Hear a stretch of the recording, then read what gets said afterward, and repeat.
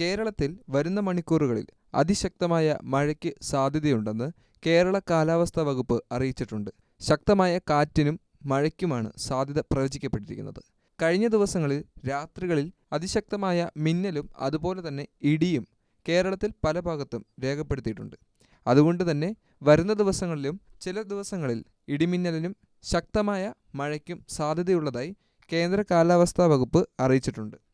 തെക്കൻ ബംഗാൾ ഉൾക്കടലിൽ കാലവർഷം സജീവമായതുകൊണ്ടാണ് ഈ വർഷം വളരെ വേഗത്തിൽ കാലവർഷം എത്തിയിരിക്കുന്നത്. അടുത്ത ആഴ്ച അവസാനത്തോടെ കേരളത്തിലും മഴ സജീവമായി തുടരാനുള്ള സാധ്യത കേന്ദ്ര കാലാവസ്ഥാ വകുപ്പ് ഇപ്പോൾ അറിയിച്ചിട്ടുണ്ട്. മെയ് 16 മുതൽ 22 വരെ കേരളത്തിൽ എല്ലാ ജില്ലകളിലും ശക്തമായ നേരിയ മഴയ്ക്ക് സാധ്യതയുള്ളതായി കേന്ദ്ര കാലാവസ്ഥാ വകുപ്പ് അറിയിച്ചിട്ടുണ്ട്.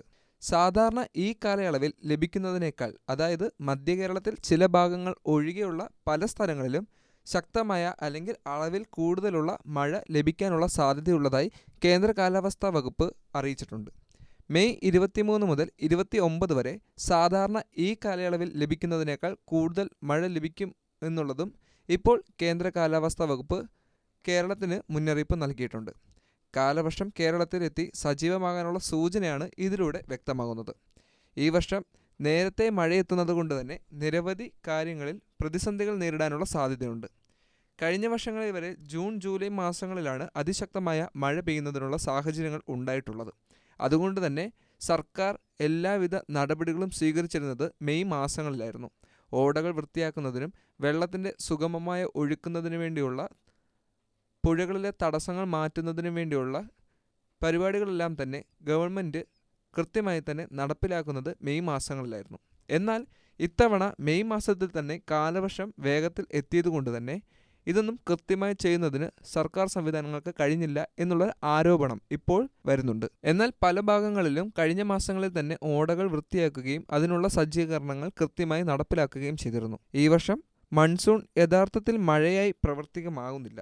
മഴ കൊണ്ടുവരുന്ന കാറ്റാണത്. ലോകത്ത് ഇവിടെ മാത്രമല്ല മൺസൂൺ ഉള്ളത്, എങ്കിലും ഇവിടുത്തെ മൺസൂൺ വളരെ പ്രാധാന്യമുള്ളതാണ്. മൗസം എന്ന് ഈ കാറ്റിന് പേരിട്ടത് അറബികളാണ്. പിന്നീട് ഇത് ഇംഗ്ലീഷിലായപ്പോൾ മൺസൂണായി മാറിയതാണ്. ഇന്ത്യയിൽ കൃഷി കാലവർഷക്കാറ്റിനെ അടിസ്ഥാനമാക്കിയാണ് നടക്കുന്നത്. എന്നാൽ ഈ വർഷം മഴ നേരത്തെ എത്തിയതുകൊണ്ട് തന്നെ കൃഷിയിലും വലിയ ആശങ്കകൾ പ്രകടമായിരിക്കുകയാണ്.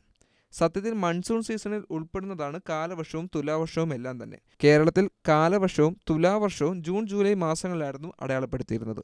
തെക്ക് പടിഞ്ഞാറൻ മൺസൂൺ കാലവർഷത്തിനും വടക്ക് കിഴക്കൻ മൺസൂൺ തുലാവർഷത്തിനും ഇത് കാരണമായി മാറിയിട്ടുണ്ടായിരുന്നു. ശരാശരി 4 കോടി വർഷം മുൻപെങ്കിലുമാണ് മൺസൂൺ ഉത്ഭവിച്ചതെന്നാണ് ഇപ്പോൾ പഠനങ്ങൾ പറയുന്നത്.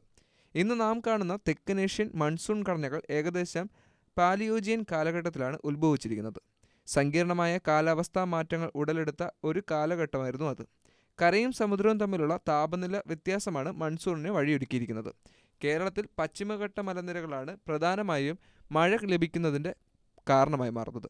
അതുപോലെ തന്നെ തമിഴ്നാട്ടിൽ മഴ എത്താതിരിക്കുന്നതിനുള്ള പ്രധാനപ്പെട്ട കാരണമായും പശ്ചിമഘട്ട മലനിരകൾക്ക് കാരണമായി മാറുന്നുണ്ട്. യഥാർത്ഥത്തിൽ പശ്ചിമഘട്ട മലനിരകളാണ് സമുദ്രത്തിൽ നിന്നും വരുന്ന നീരാവികളെ ആവാഹിച്ചുള്ള മേഘങ്ങളെ പിടിച്ചു നിർത്തി കേരളത്തിൽ മഴ ലഭിക്കുന്നത്. എല്ലാ വർഷവും ജൂൺ ജൂലൈ മാസങ്ങളിലാണ് ഈ ഒരു മഴ കേരളത്തിൽ ശക്തമായി പെയ്യുന്നത്. എന്നാൽ പശ്ചിമഘട്ട മലനിരയിലേക്കുള്ള മനുഷ്യൻ്റെ അധിക കടന്നുകയറ്റം മൂലമാണ് ഇപ്പോൾ പരിസ്ഥിതിയിൽ വലിയ രീതിയിലുള്ള മാറ്റങ്ങൾ ഉടലെടുത്തിരിക്കുന്നത്. ശക്തമായ മഴയാണ് ഈ വർഷം പ്രവചിക്കപ്പെട്ടിരിക്കുന്നത്. ഒരു പ്രളയം നേരിട്ട മലയാളികൾക്ക് വീണ്ടും ഇത്തരത്തിലുള്ള ഒരു മഴ പെയ്തു കഴിഞ്ഞാൽ എന്തെല്ലാം ചെയ്യണമെന്നുള്ളത് കൃത്യമായി തന്നെ അറിയാം. 2018 നമ്മൾ നേരിട്ട പ്രളയം നമുക്കൊരു അധ്യായമായി മുന്നിലുണ്ട്. അതുകൊണ്ട് തന്നെ വേണ്ട സുരക്ഷിതത്വം എല്ലാം തന്നെ സ്വീകരിക്കേണ്ടതാണ്. കഴിഞ്ഞ വർഷം വലിയൊരു പ്രകൃതി ദുരന്തവും നമ്മൾ നേരിട്ടതാണ്. അതുകൊണ്ട് ഈ വർഷവും അത്തരത്തിലുള്ളതൊന്നും സംഭവിക്കാതിരിക്കാനും ഏതെങ്കിലും രീതിയിലുള്ള ഭീതി പടർത്തുന്ന സാഹചര്യം നിങ്ങളുടെ അടുത്തുണ്ടെങ്കിൽ തന്നെ അവിടെ നിന്നും മാറി സുരക്ഷിതമായ സ്ഥാനത്തേക്ക് മാറി താമസിക്കേണ്ടതുമാണ്.